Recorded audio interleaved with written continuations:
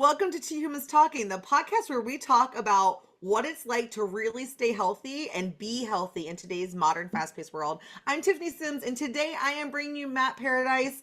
And today we're going to talk about a topic that we haven't really spent a lot of time on here on the podcast, which is your financial health.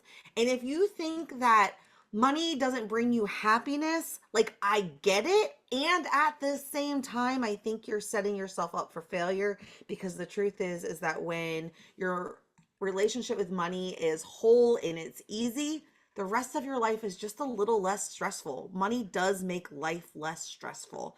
And so today, Matt and I are going to have a really awesome conversation for you and kind of talk about what that might look like for you and what it looks like for us. And so, Matt, without further ado, who are you? Where do you live? What makes you you beyond just being the financial guru guy?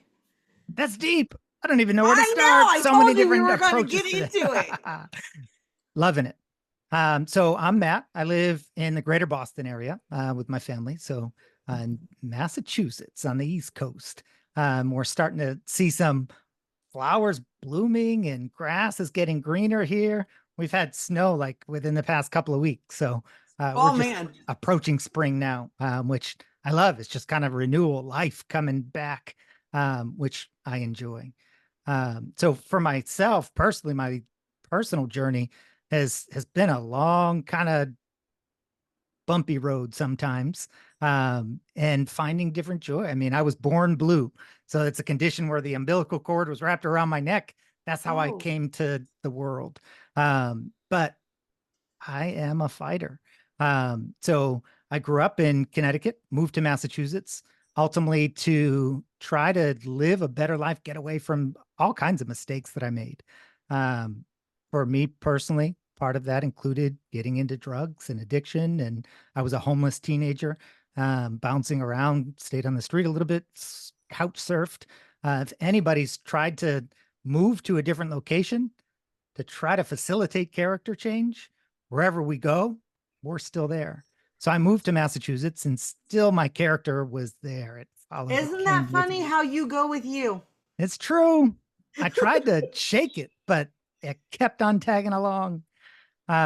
So I, for my professional career, started to, and whole too many stories that in this short time together we can get into, but um, ultimately ended up having a friend that really reached out to me, got into a Bible-based drug recovery program, and it's been 25 years sober.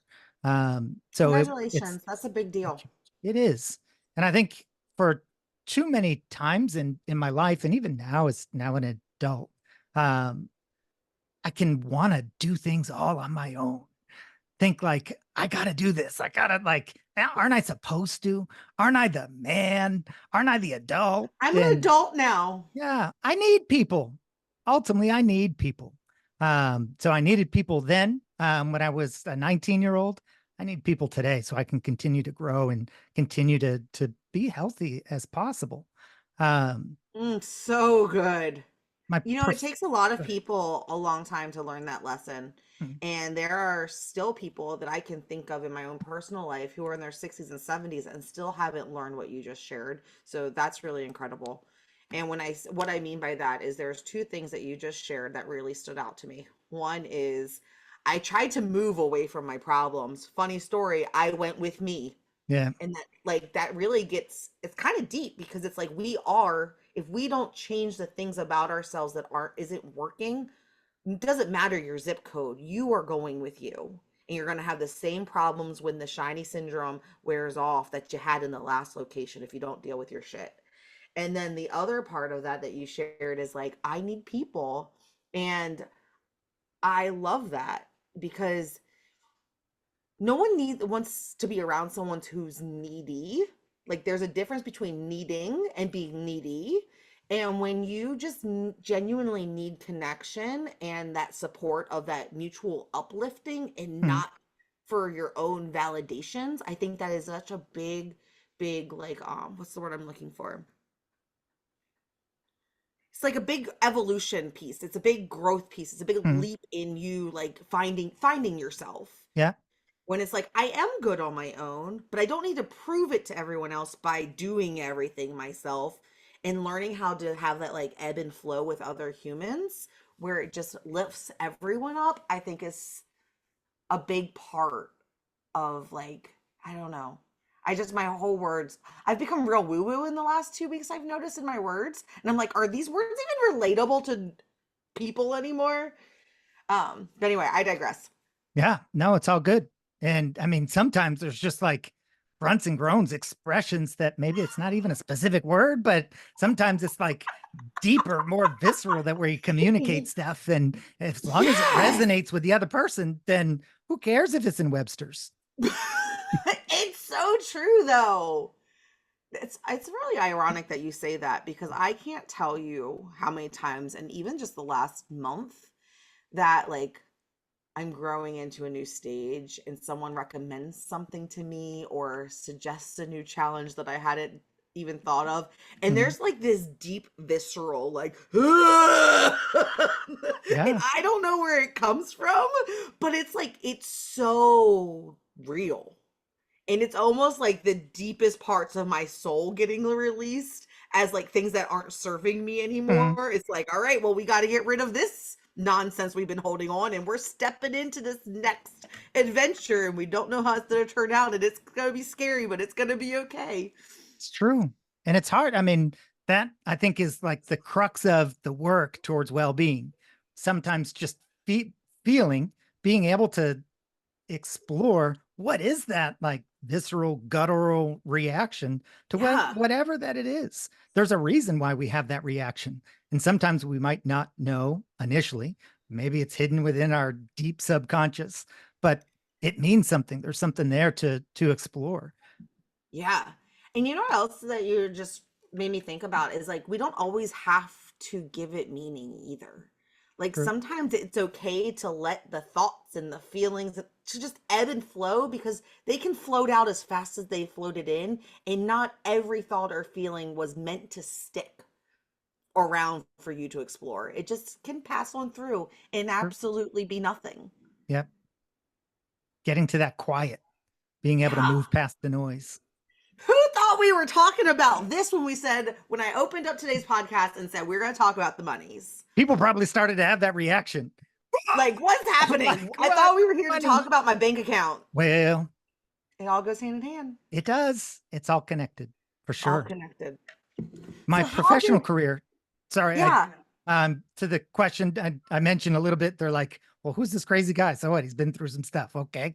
My professional career, when I started at 19 with a nonprofit national credit counseling agency, so was now American Consumer Credit Counseling, and was able to learn and grow when I was there. I didn't know anything about like bank accounts, like when you personal finance, credit, all of that. Like I mentioned a little bit of my craziness. I needed like someone from the company, the finance person, to walk down to the bank with me to cash my first check. I didn't have an ID. I didn't have like anything.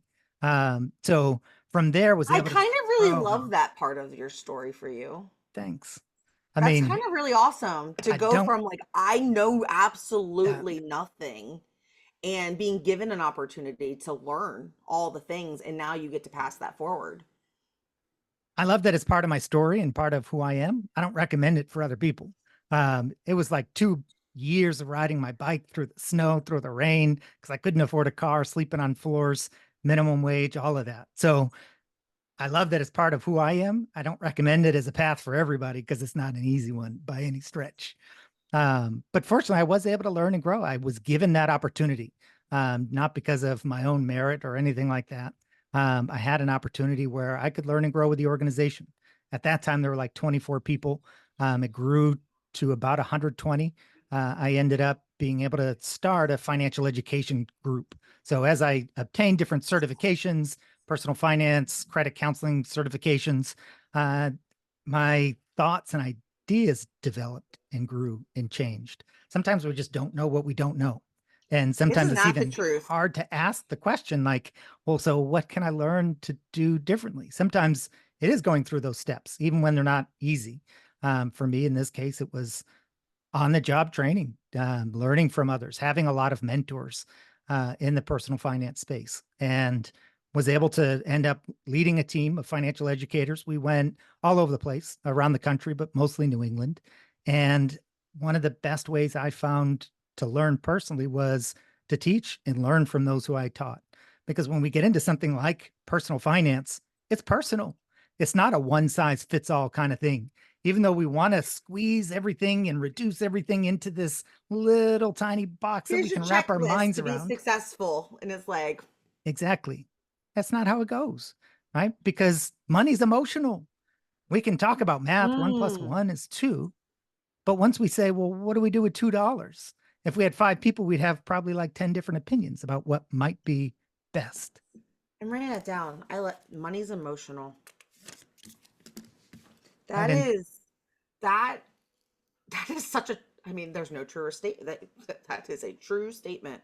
And I love, and you're right, like, sure, one plus one equals two, but how you're gonna, what you're gonna do with that $2 is so person specific, because we all have different values and needs and fears and desires. And so like what we do with that money when you add it all up is so individualized.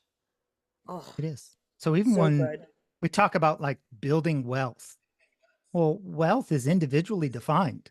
There are minimalists, and there's a whole minimalist movement who really go after paring back every possible consumer related item that they can. And there's people who live off grid, grow whatever they can with food and have very little money, but otherwise live happy lives. Mm-hmm. For myself, my family, that's not our choice. We live in a more urban, suburban kind of area outside of Boston, and we make different choices with our money. That doesn't make us right or the minimalists wrong. It's just different choices for the lives that we want to build. Oh, say that last part one more time. I really want that to sink in for the listener. Yeah, it doesn't mean that what I do or what our family does is the right or wrong thing for you, Tiffany, or you, listener.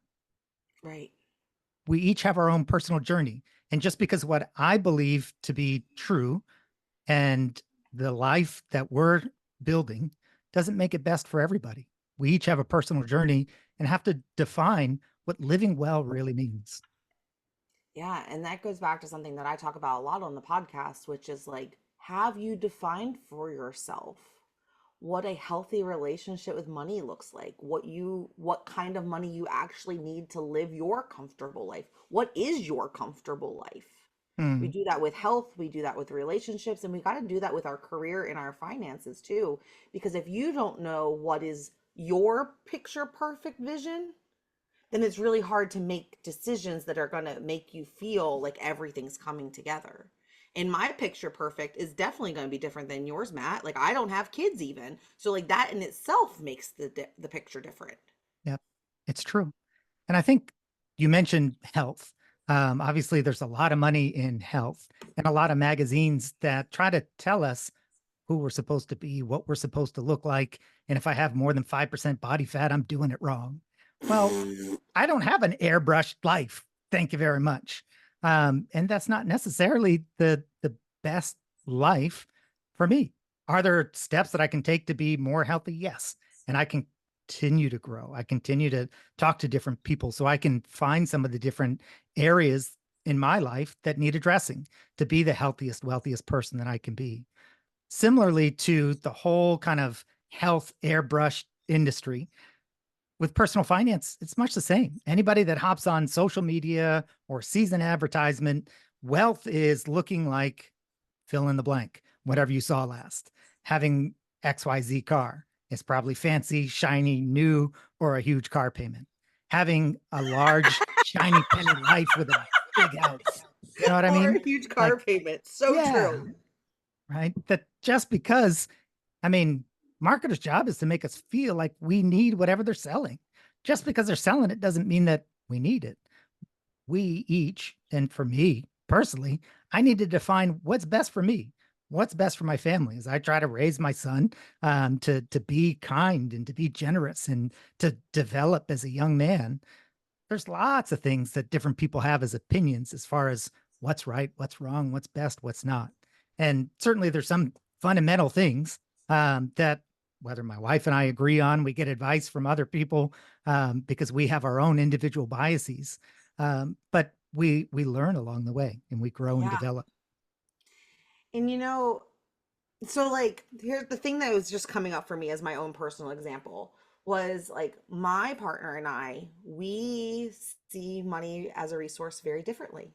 Mm, I would much rather eat at home and not spend a lot of money on food, but yet go spend a lot of money to travel and go to conferences and seminars on my own dime because that is what I find value in. mm, Whereas he thinks that that's stupid, and why would you do that? Like either someone needs to pay for you to go or like don't go because that's dumb.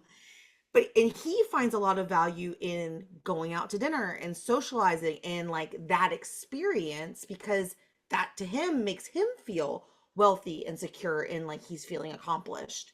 And so like figuring out what those things are for you and not really judging other people for what mm, brings them the joy and adds value to their life is such a slippery slope, especially in your relationships, but something and your friendships, but something that if you're just really just bring a little bit of awareness to, it's like, oh, that's why you keep doing that. That is a sign of a status signal for you, or that is value to you. How mm. can I then like work with you without it working against my value of an individual dollar? Yeah. And I think that communication is crucial in any given relationship, whether it's a significant other, whether it's a friend, whether it's a family member, if we're a caregiver, everybody has a little bit of a different situation. But communicating without judgment and a curiosity to understand where somebody else is coming from so that we can live in the same space, Mm-hmm. both to find common ground. There's give and take in any given relationship. Yeah. And finding where that give and take is and understanding that takes a genuine understand where that other person is coming from, what it is that they value, what it is that they consider important. And I think we were talking about even at the beginning a little bit, either before we start pressed record or shortly after we hit record. Um, there's something unique about helping other people, and we can feel the burnout and feel like we're cup is empty, but there's something like just sincerely profound about meeting somebody else's needs, about being able to Mm, give to somebody else, where we're truly just refreshed through that process yeah. in a relationship, whether it's with money, whether it's with health, whether it's emotionally, psychologically, all of that. When we're really there to mutually benefit the other person, then magical stuff happens. So true. And it goes back to what you were saying earlier, was is like it doesn't make it right or wrong. It just means that it has to, but if you are, but I also believe that if you're spending money in ways that are taking away from the things that you truly want, then that is not the right use of your funds. Yeah. It's time to like cut the cord with Starbucks and start putting the $20 a day that you're spending to the side so that you can go do all these things that you keep saying that you don't have the finances for, you don't know how to get started. And so it really doesn't make one right or wrong. It just means that you have to get intentional about what you want. And my definition of what financial success means is so different now than it was even 10 years ago. I used to think that when I could buy the big house, when I had the fancy car, when I could take all these trips and do all these things, and that meant I was successful. Like I thought true financial success meant I could shop at Nordstrom's the way I was shopping at Walmart. Hmm. And I heard someone say, someone who earns a lot of money per year say, like someone asked what they drove, and it was like something stupid, like a Honda or something. And someone was like, "You're worth how much and you drive a Honda?" And he said, "Well, when you can buy the whole company, what does that car mean?" Yeah.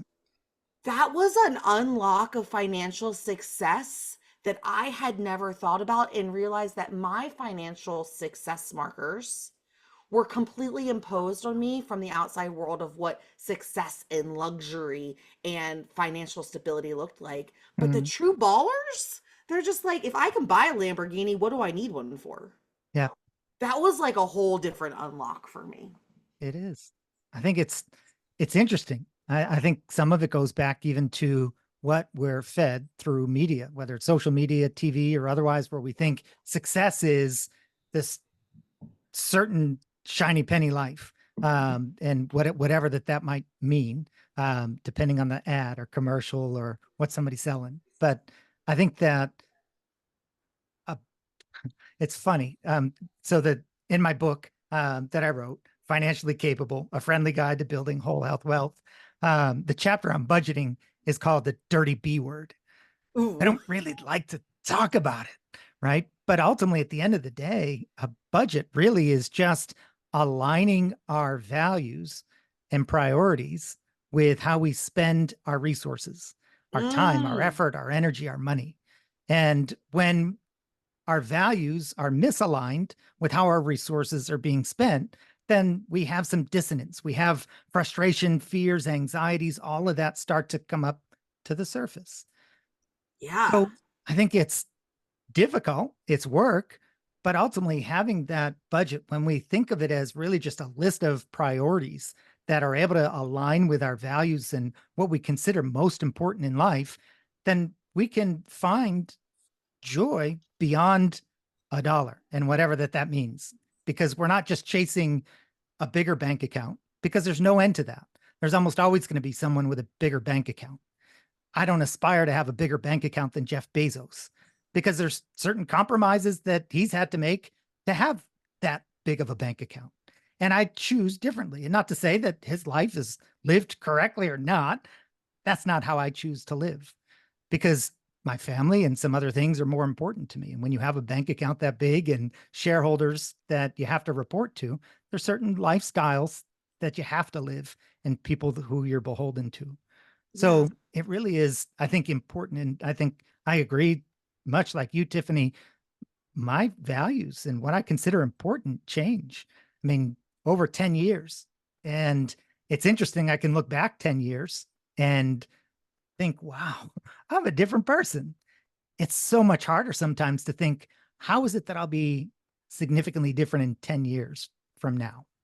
And I think it's also something important to be able to have that vision, to be able to have that hope, to know that there are steps to be radically different today in 10 years, just like we're radically different today than 10 years ago. Yeah. And that what Matt and I were just talking about isn't to say that like I've got big financial goals. Don't get that wrong. I have very big financial dreams, but they're beyond me in the material things. Like for me, I want to be able to fund a wellness campus here in my hometown because we don't have anything like that. When I went through my eating disorder issues, struggles, I will call them, I had to drive almost 2 hours to find a specialist. Mhm. It was on the other side of Baltimore. So I want to be able to fund something like that. That requires resources, and money's a resource. I want to be able, like right now, I'm financially secure enough that if something were to break or happen, like I'm good.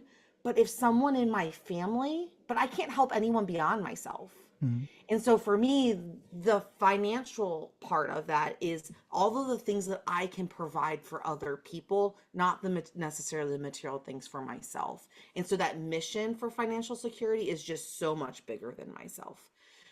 Where before it everything had to do with me. And so I share that not to say the way that I'm doing it or what I'm going after is right, but going back to like you got to know what your whys are. And Matt, for you, what do you recommend? Because I can hear an old voice of mine in the back of my head, like playing devil's advocate with us. And she says, must be nice to be able to budget and dream. I'm barely getting by. Like I don't have time for a budget. I barely covering the bills and groceries as it is. Like what advice do you have for that person who's in that spot where there really isn't anything but the bare necessities? My advice is to start with taking life and our financial life, our spiritual life, our emotional life, our physical life, one step at a time. It can be so easy to think, I want to be here. Or it's for me, it can be so easy to compare me where I am now to somebody's journey who's been doing the same thing for 10 more years than I have. If I writing a book, last year was the first time I published a book, and I started to have dreams of grandeur and think, okay, this is going to be like on Oprah and sell 10 million copies and it's going to be amazing because I know all these other authors. If they can do it, I can too. Well, if I discount their entire journey, I'm taking away from what that person really has accomplished in their life because they didn't wake up one day, whoever it might be. And, in this case, there's no shortage of personal finance authors or lifestyle wellness authors. We all have our own journeys and we all have our own struggles. We all have our own strengths. And when we think about our strength, when I think about my strengths and I go in my strength, well, then I can be encouraged to take one step at a time. And that next step leads to a next step. It's now probably a cliche, but it's like that quote, a journey of 1,000 miles begins with one step. I too often want to be like at the end of my 1,000 miles and just like sit back and I'm just ready relax. to be there. Yeah. But it's really the journey. I mean, it's the journey that makes us. And it's really hard to hear when you are struggling and you don't know if your power is going to be on tomorrow and you don't know how you're going to get gas in your car to go to work. And so if that's where you're at right now and you're listening to Matt and I talk, I really want you to know, like, I see you and I feel you. And Matt does too. Matt shared with us that he literally was living on the streets, moved zip codes trying to make things better. It turned out it didn't just magically work that way. Um, but if you were to put on like your best self hat and say, like, what's the one thing that I could start doing today to help change my future? Like, what is that whisper telling you? Because there's something for all of us. For me, that was, and whatever everyone's feelings about this is, I joined a network marketing company a decade ago because, for one, it was for my own accountability. It was in the health and wellness space and it helped me show up for myself. Hmm. But it also, that $40 here and that like $80 there, it started adding up and that allowed me to have space to go on vacations, and make sure there was food on the table. And so, like, what are those little steps? Because like Matt was just sharing with us, like, you have to do something differently than what you're doing today for it to start working for you to get to the next stage in that next level on that ladder that you see in front of you. And so take it. And if you're a few steps ahead of that and you are financially secure, but you still feel frantic, like, what does that look like? Maybe it's buying Matt's book and going through the process of redefining your relationship with your money and your wealth and how to create that for yourself. Um, so I really encourage you, go grab Matt's book too, because it will be a resource for you and there will always be something to learn from what other people share. Um, Matt, what about, like, if you go back to just like someone who's, they're not struggling, but they really can't do a lot extra where they're at right now, what is that conversation for them that they need to have with themselves or start doing a little differently? I know it's not a sound bite, but I would say that it depends. Yeah. Is the actual realistic answer, because everybody is just completely different. Some of the best budgeters I've ever seen were while I was working in homeless shelters, in both emergency but particularly family shelters, because in family shelters most are, well, by definition, parents, and usually moms. And the moms that I've met were just incredible at budgeting, could do amazing things with very, very little because they had to. Um, so sometimes there's only so far that we can cut. I mean, if we like are down to the bare essentials, I'm sure everybody on, that listens has heard, well, don't spend more than you make and you're good. Not that it's Not wrong always advice, but realistic. it's like, come on now. Sometimes people just feel like enough. Like, I've heard that. Thanks. I don't need to be kicked while I'm down. because like that's just kind of redundant advice. So I think I mentioned taking it one step at a time. I know that kind of cheesy, generic kind of can come I have across it as tattooed on my cliche. body. It's not that cheesy. I don't take away from your tattoo. It is important. It's not always like, I know for me, when someone says that, I can think, well, what is that step though? What is that step?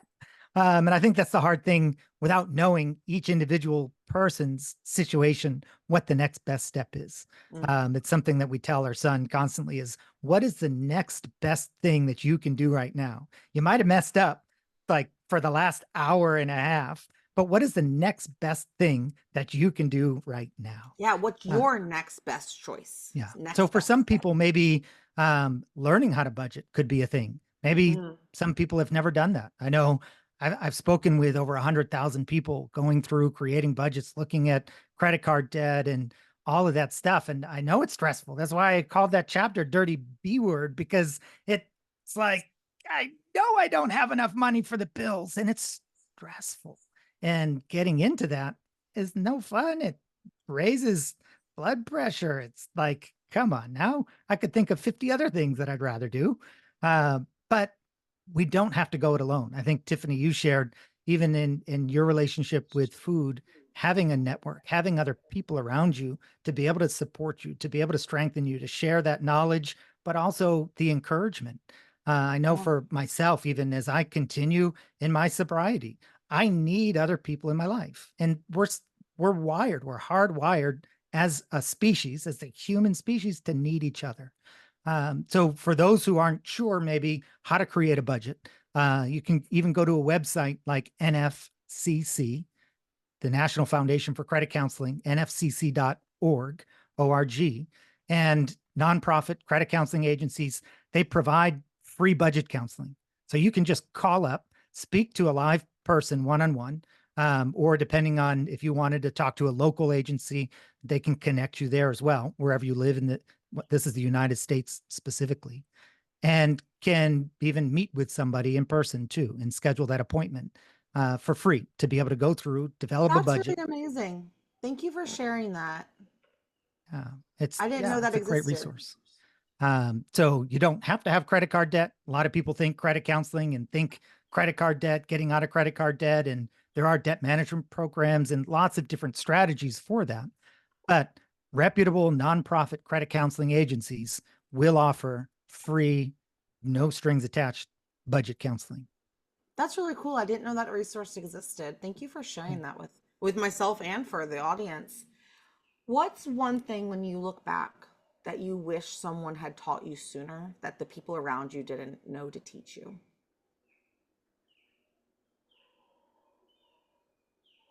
I'm thinking about it for those that are just on audio and not seeing me like look up into the ether to think about the deep question.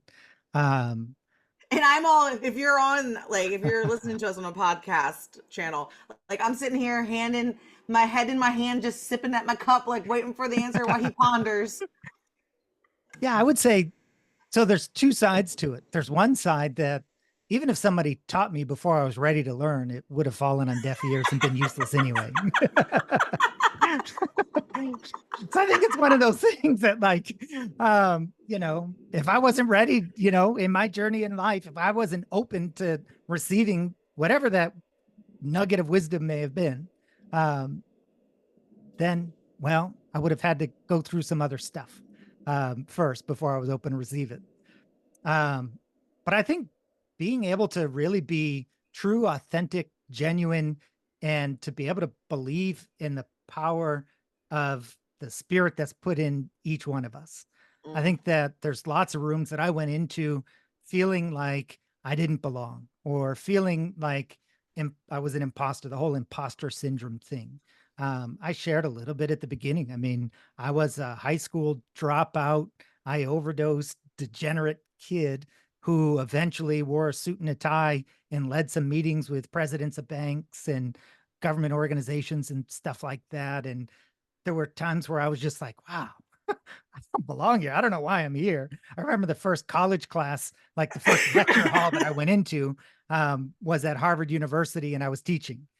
before I ever stepped it like for my own college or degree or anything like that. And remember, like, this is crazy. Like, I'm at the front of the class teaching, telling these other students Who and am I to faculty, be yeah, teaching these for things? real. But I think each one of us has lived a journey. I mean, if we have the capability to sit and listen to Tiffany's wisdom, then we have strengths. We have some incredible things going for us. And Mm, I think I've learned that even more, like to just the power of gratitude through my cancer journey. Like through COVID, I was diagnosed with bile duct cancer, which is just a really brutal cancer. Most people don't live like a year or so after that. And by grace, I was able to have chemo and was able to have radiation and was able to have a liver transplant and survived and still have like some stuff, but it's amazing how that shifted my perspective.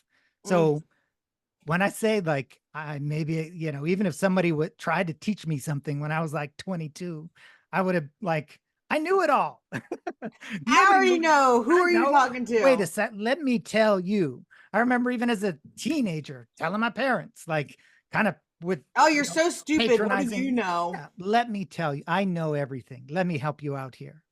And it's interesting. The less we know, the more we think we know sometimes.